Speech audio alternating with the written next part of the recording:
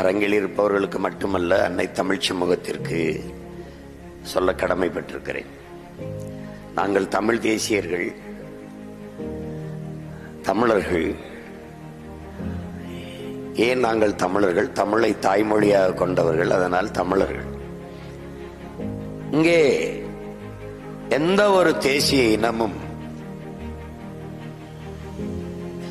அதனுடைய அரசியல் என்பது, அதனுடைய வரலாறு என்பது, இலக்கியம், வழிபாடு எல்லாமே மொழியை வைத்துத்தான், மொழி வழியேதான் தேசிய இனங்கள், நிலங்கள், அப்படிதான் நாடுகள்.